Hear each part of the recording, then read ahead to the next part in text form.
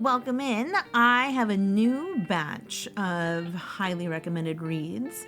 These are ones that I read through November, and I took my top reads for the month. So there's a couple holiday reads that you could definitely do at any other time, and then just some general fun ones that I think were just really worthy of being highlighted. So we'll start off with Rich Kid by Reese Morrison. I love Reese Morrison. They do an amazing job of showing off different like gender expressions and then different relationship molds, basically. So everything looks like a little different than like your typical relationship. This one in particular, this is from a series that deals a lot with like robots, and it's called the Spark Files. And so the Sparks are basically like AIs or other type of robots that have kind of like caught the quote unquote spark and are now kind of like past like the Turing test and all that good stuff. So this Rich Kid, I highly recommend reading the two that have come before in the series, especially because this one overlaps a little bit with Smart Ass, which was really well done. I loved it. We did get to see Wallace kind of through the other character's eyes, and he came across as like kind of like a jerk a little bit. But then at the end, we got to see like a different side of him, and so now we get to see everything through Wallace's perspective. So we get to see a bunch of events that have happened previously and why he made certain decisions, and maybe what his feelings were like towards other characters, and also how poorly he's treated by his family. So Wallace is a quote-unquote rich kid. He is the son of the owner of this business that he's working for.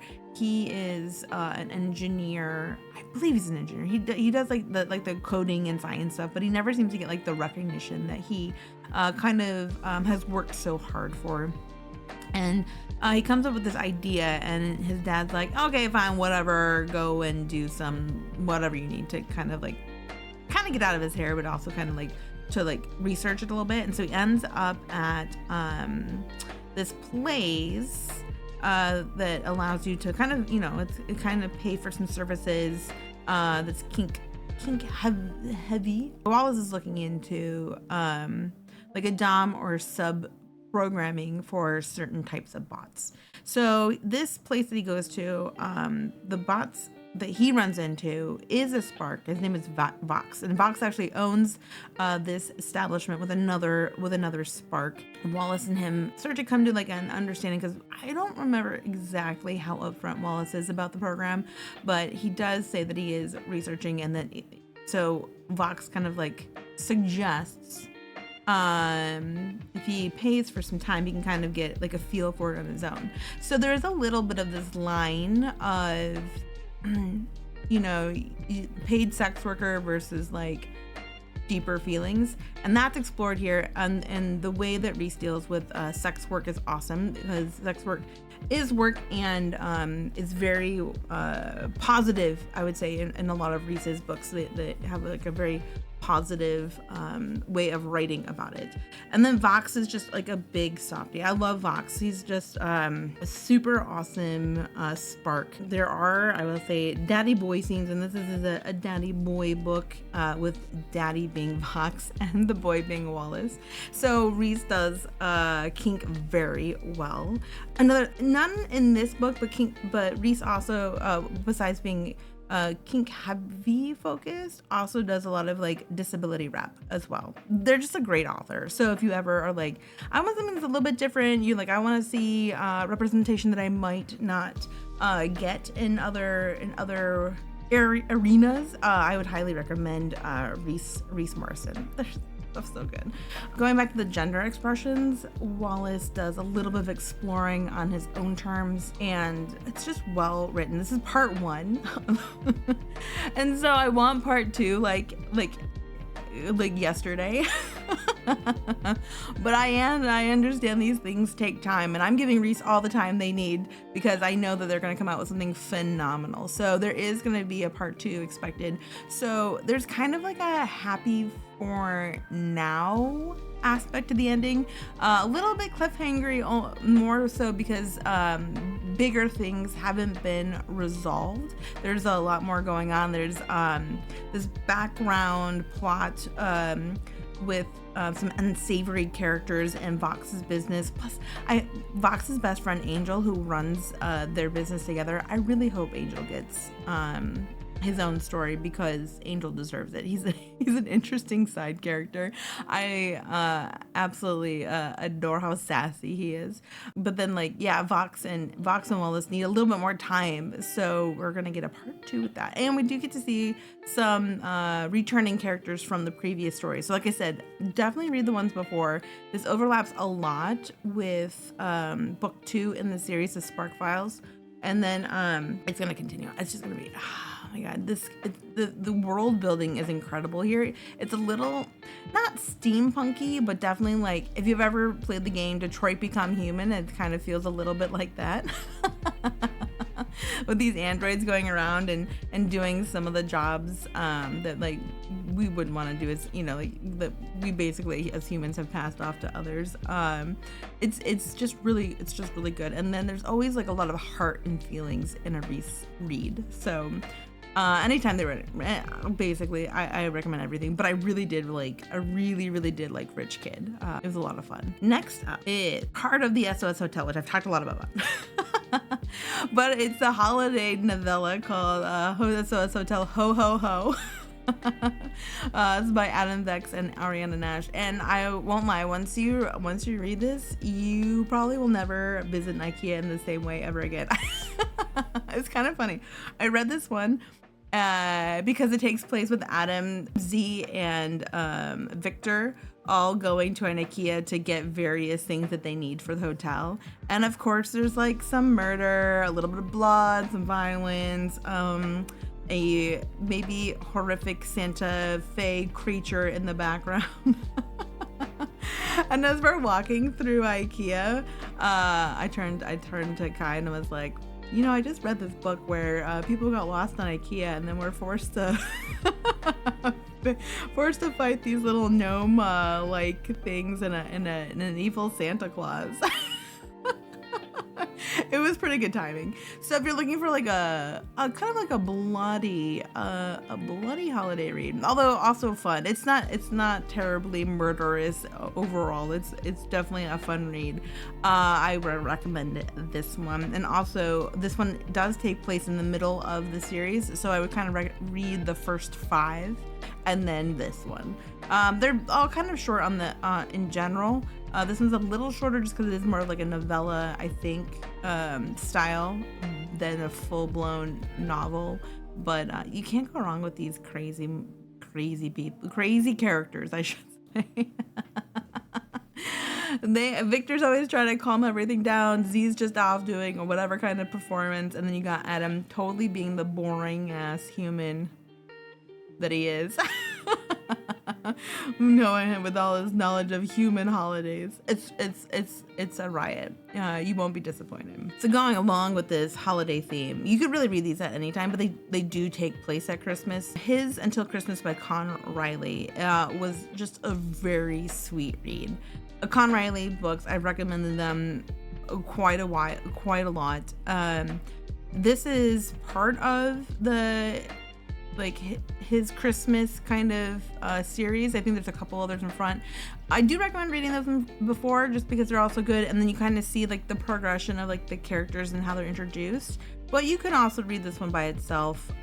We have kind of met Jack before in various other of Con's books, generally because he's Rex's assistant, and Rex being from Finding Mr. Fabulous, which is phenomenal, and I absolutely recommend. But now we get to see Jack's happy ending. And then Jack has a crush on Reese Trelawney, who the Trelawney family has kind of been introduced through Con's Learning to Love series. There's like a little Trelawney at one of the schools that Charles teaches at, and then there's a few other Trelawneys thrown around there. This Trelawney works with the organization that Rex has been building, dealing with refugees coming in through the channel that's around there, mostly from, I would say, I think Syria at this point. They don't get into it too much, but Khan does highlight a lot of the troubles and trialations and trauma that the refugees that come up onto the English shores face. And so Jack thinks he's kind of been rejected by Reese in a previous Christmas, and then also believes that Reese has a boyfriend. So as like a way to like kind of break, since Reese is working more with this organization that Rex works with, and Rex being Jack's boss, Jack's feeling like he needs a little bit of a break, is trying to find like a new direction. So he's thinking maybe he'll go to New York and work there and break off from Rex, and Rex all like, you know, really sad, like losing his awesome trusted companion. There's also this thread though that like this takes place in London rather than Cornwall, which is a lot of Khan's books take place, because Jack has lost his grandfather, who he really, really looked up to. And so as a way to like help his grandmother through some of the times, he goes through the city and takes pictures of things that like kind of remind him of like the good times. And as a way, his like grandmother's kind of closed herself in her house a lot and doesn't go outside too much anymore. So like, there's this whole like kind of slow aspect of healing and like how to move on. And then the connection really between Reese and Jack is just really sweetly done and just kind of like slowly melts your heart. You can't, I don't think, I would challenge anyone to read this book and like not have their heart melted at the end of it. But these two get, you know, Rex plays a little, I would say, matchmaker by telling Jack that he has to be Reese's assistant for the week before Christmas, because Jack's supposed to be leaving after Christmas. So the week before Christmas, Jack needs to give Reese all of his tips and tricks of how to like raise money and how to organize and basically be the assistant kind of scheduler master to Reese, since Reese is kind of stepping up in like a new role in the organization. And wow, there are a lot of like Christmassy things, like snowy atmosphere, lights, all that kind of thing. This really does focus on the relationship and the communication between Reese and Jack, and it's just a heartwarming tale that I don't know how Khan does it. Besides, she must put magic in her books, because I'm just enraptured by the characters that she creates, and Jack is both sweet and sassy. I love it. And these two are adorable. The point of view is just basically Jack the entire way through. I think we get the epilogue through Reese's POV, but I normally feel a little gypped when that happens. But not with Khan's books, because I feel like I can always tell how the other characters are feeling. Like there's not a question. You're not kind of like left in like, well, do they like that? Do they not like that? If you don't get their POV. But Khan does a beautiful way of allowing the characters to kind of be expressed through just the one POV, and it truly is something special. All right, that's it for the the holiday books so far. We now kind of go. Actually, I lied again. We have one more holiday book. It's another holiday book without being a holiday book, kind of. It's called If Only in Our Dreams by Quin. This is the third in a series. You don't have to have read the first two, but I do highly recommend it, because we see these two characters, Ben and Robin, kind of woven a little bit and also mentioned in the previous ones, because Ben is the brother of the previous two protagonists, and then Robin is the brother to Miles, who is featured in the book right before this. So you don't have to, like, it wouldn't, like, I think you'd be able to like pick up on what's going on, but it just kind of gives like a little bit of context, like, especially because Robin's situation really kind of has affected a little bit Miles's situation. There's like there's a lot of family between those two. So it's just a good idea to kind of, I think, get the background. But, like I said, you don't have to. I just recommend it because they were also really good. It takes place, like I said, during Christmas time, but again, it's not like heavily Christmas focused, which is how I like my holiday reads. Ben he's a father to his tiny twin girls. Oh my God, the girls are adorable. They love gothic things. And I love how Ben has a whole like children's version of Edgar Allan Poe stories to like read or like show them. I think some of them might even be cartoons. It's so cute. He's a doctor, but he also is an author to this werewolf romance story that is like becoming popular in his small town, and is written under a different name, so like no one knows that he's technically the author to it, which is really cute. And he deals a lot with anxiety, so Faye Quin does a really good job of bringing in like mental health rep into her stories. So we kind of see how Ben deals with his anxiety by being like very schedule oriented, and kind of like things happen on the same day, or at the same time, and if things kind of like rock that schedule a little bit, that's when he kind of gets out of his comfort zone. And Robin is a famous musician.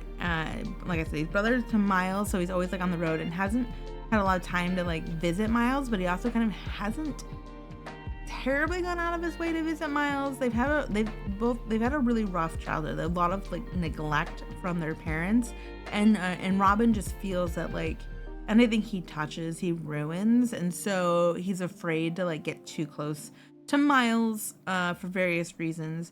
And he has horrific insomnia, like super hardcore, totally off the wall insomnia that has led to him taking like a tiny little break for himself, and that's how he found himself going quote unquote back home for the holidays and running across Ben. It was really sweet because we get to see how Ben creates this safe space for Robin to just kind of be, and gives him space to like sleep and take care of himself when he wasn't really doing that too much before. But there's also like the nice thing is there's no quote unquote fixing. It's not like Ben's trying to fix Robin's insomnia and Robin's not trying to like fix Ben's anxiety. They just like, they both have to deal with it and they live with it, and then they just kind of take it as it is. So I really enjoy how Faye does that with her mental health.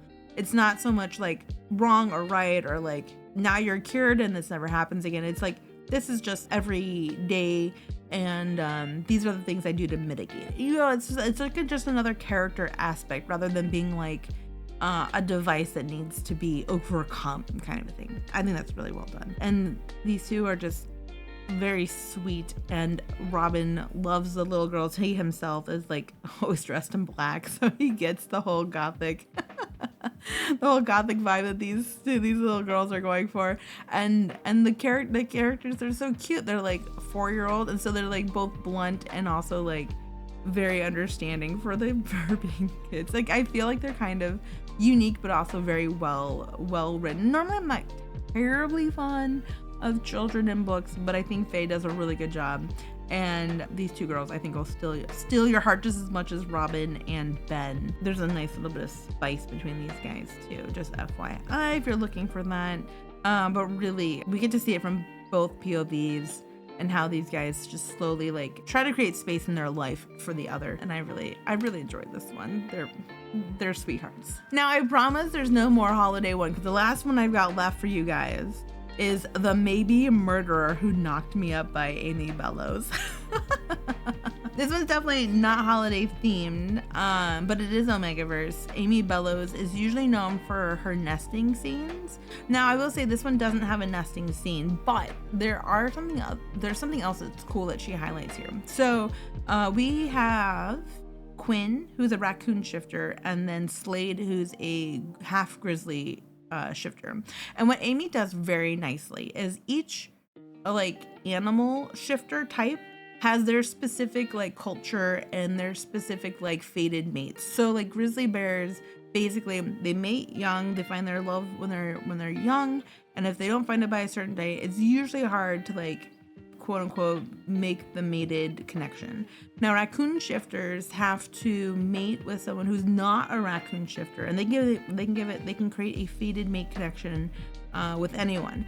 So it's really cute there. And if you know anything about Amy Bellows, she has a whole nother Alaskan Pebble series that deals with even the different penguins have their own rituals. Like she's got Gentoo penguins and emperor penguins and fairy penguins, and then there's the polar bear shifters. Like I don't know how she keeps it all straight. She's got so it's so cool. So we're shifting over now to raccoon shifters, who are a crazy ass bunch, and I love them. They tend to have big families, and we get to see that with Quin and all his brothers. They're going to school. Slade's like the neighbor. He has a horrible family life, so he's kind of being fostered by one of the neighbors, and he does like these shady deals for her nephew. But Quin's heart is golden, and he's like, you guys hate Slade for reasons you don't understand. He's like, you guys are just making him out to be worse than he is. The school's almost over, so his brothers have plans to leave, but he really likes living in like this trailer park with his family close by. So he's feeling a little like left behind, but also like lonely at the same time. And he's kind of got this like small connection with Slade. He really likes him, and so he's made the decision that he's gonna become fated mates with Slade. So he goes to Slade's, and he kind of makes this half connection, and then they have a really sweet night together. And then Slade's brother gets into trouble, so to protect him, he takes the blame and ends up going to prison. So the way of this like block of time, it's about 6 years. So there's a good chunk. It's not just like 1 or 2 chapters. I think there's like a good chunk of time before Slade goes to prison, where we do get to see like these two talking and like the connection between them. And then there's 6 years later, Slade is out of prison, and he's asked Quin to kind of pick him up because he doesn't really have anyone else to ask. And Quin has not told him that he got knocked up that night. So there's a little bit, I wouldn't call it a secret baby trope at all, because I normally stay away from that like fire, but there's reasons. So I do like how like when Quin gets out, these two are kind of, it's like a long car drive, so they're trying to reconnect, and Quin's trying to decide if Slade actually is violent or is safe to be around his 6-year-old daughter. And then Slade's still trying to decide if Quin would even, since he has no idea about the daughter, if Quin would even like consider like still being with him, because like it's like the thoughts of Quin kind of like kept him sane while he was locked up. So like I would say the before time and the after time both got like a nice chunk dedicated to them. So I didn't feel like either side really got kind of gypped. And we get to see these two kind of reconnect, and the spark never faded, which was really sweet. And then also we do get to see what happened to Slade's brother, and we get a little hint at what happened to Quin's brothers, but I think they're going to be I'm really crossing my fingers that we get to learn more about Quin's brothers, and I think that's where they're going to go with the rest of the series. And then the nice thing, so we missed the nesting, if there was a nesting, because we missed the whole six years between Slade going to jail and Slade getting out. But what Amy has done instead has replaced that with raccoons have collection. And so they like to collect sparkly things that sparkle. So Quin hasn't started his collection, which everyone thought was kind of weird, but as once Slade gets returned, he kind of starts to do this with some champagne flutes and some other kind of glassware.